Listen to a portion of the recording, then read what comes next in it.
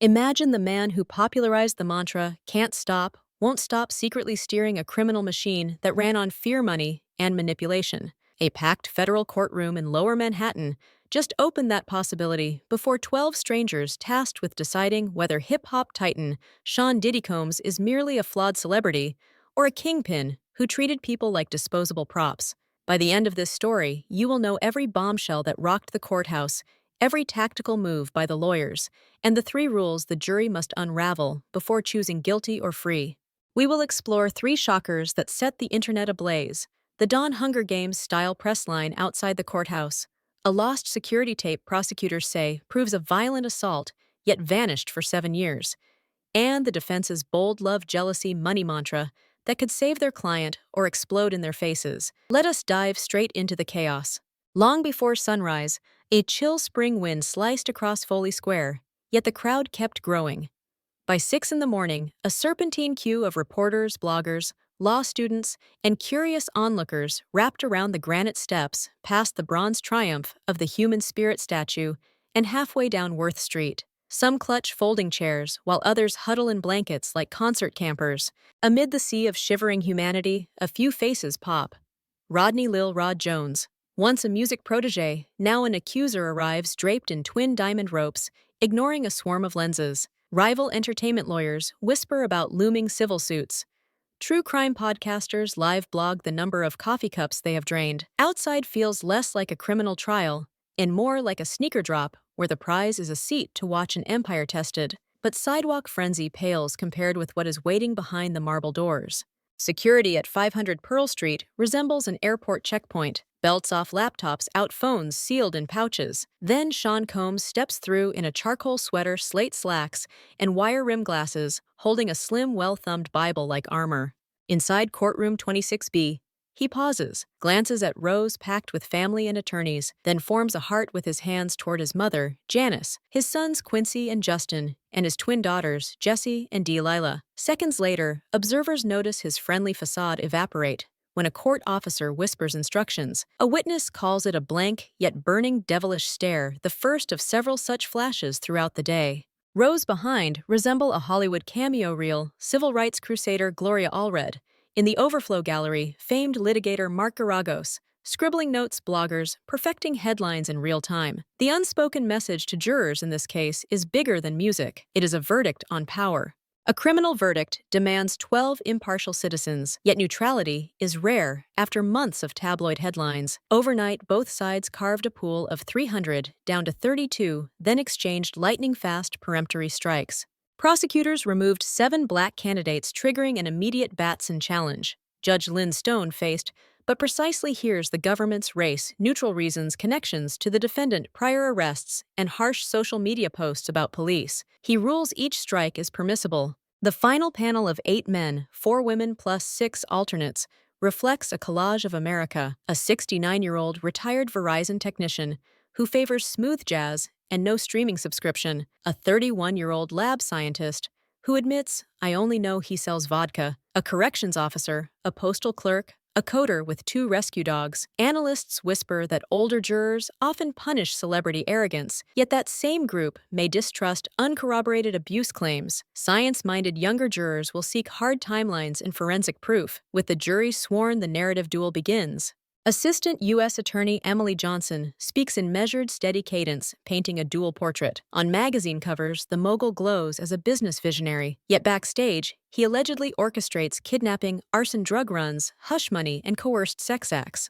She anchors her story on 3 pillars. First, the 2016 Los Angeles hotel hallway assault of Cassie Ventura, captured on surveillance video. Second, the so-called freak-off ritual, where rooms are staged with dim lights, white manicures, baby oil bowls of pills, and thick stacks of cash for escorts, acts the government labels forced and humiliating. Third, an enterprise of bodyguards, chiefs of staff, and fixers who order escorts, erase evidence, and threaten witnesses. Her voice never rises, the calm forces jurors to absorb each word. A spectator whispers that she wields her facts like a scalpel.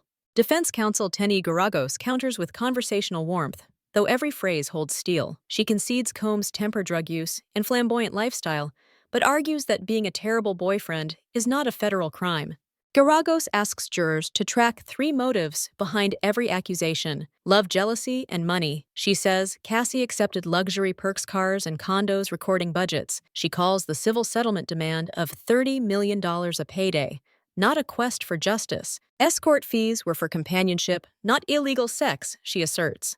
The hallway tape lacks sound context and police involvement. Every accuser, she hints, appeared only after dollar signs emerged. 2 stark portraits now hang side by side, awaiting witness paint. Officer Israel Flores, tall, square-jawed, takes the stand in LAPD uniform, yet his former role matters more as assistant security director at the Intercontinental Hotel. He recalls the night of 5 March 2016. A radio called a woman in distress on the 6th floor. Lobby cameras show a shirtless man pacing a shattered vase on the carpet. On arrival, Flores sees Combs in a towel, Cassie crouched, clutching her face, and a fully clothed man quietly perched on the bed. The hallway resembles a rock star tornado. Flores ushers them back inside room 6008 to spare hotel guests. Inside, Combs allegedly growls she is not leaving while slipping Flores a thick wad of $100 bills with a warning not to speak. Flores claims he refused. Because assistant directors lack download privileges, he records a short cell phone clip for notes. When he returns after 2 days off, the full file is gone. It resurfaces only years later on a cable news broadcast.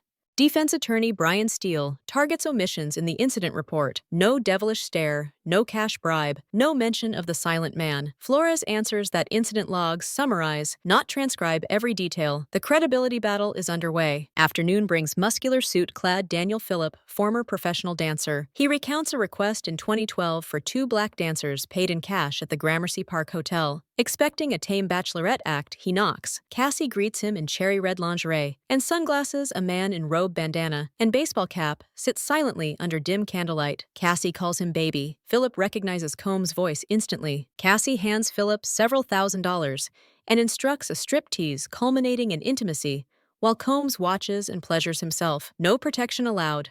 Combs directs the tempo, telling Phillip when to slow, separate, or finish. These encounters repeat monthly through 2014 at upscale hotels, Cassie's apartment, Diddy's mansion. Cassie sometimes requests Phillip to urinate on her with Combs films, rewarding extra cash. Phillip testifies that Combs later photographs his driver's license, explaining it is for wire transfers. The dancer says he feared the mogul could find him anywhere. After witnessing Combs slap Cassie, he quits, despite Cassie's text pleas to return. Defense lawyer Xavier Donaldson pounces, asking why Phillip joined an agency that forbade prostitution and whether he hopes to sell his story. Phillip replies the subpoena left him no choice but to testify. Cross-examination will resume next morning. Combs' twin daughters exit during explicit details. Sons remain expressionless, arms folded. The tension is palpable as court adjourns. Cassie Ventura is expected on the stand within days, armed with text chains the gallery will finally see. A woman known as Jane Doe will describe pandemic-era freak-offs. Ex-staffer Mia will allege on the clock assaults. The defense hints at private investigator logs showing accusers coordinating for cash. Each witness is a fuse waiting for ignition. In a single day, jurors saw a superstar clutching a Bible, while a guard described a devil-like glare. They heard a dancer depict rituals many deemed degrading, as the defense insisted they were consensual fantasies, not federal felonies. They watched a grainy hotel tape become the cornerstone of a racketeering case. Whose story wins, the government's vision of power weaponized against women or the defense's tale of adults trading perks for passion? The jury has months to decide, but public opinion is already ablaze. Share your view below. Do the prosecutor's claims convince you, or does the defense logic sound more plausible? And do not blink. Tomorrow, cross-examination, fireworks could topple an empire. Subscribe, hit notify, and follow our nightly breakdowns, because in this courtroom, every witness is a plot twist, and the next might rewrite hip-hop history.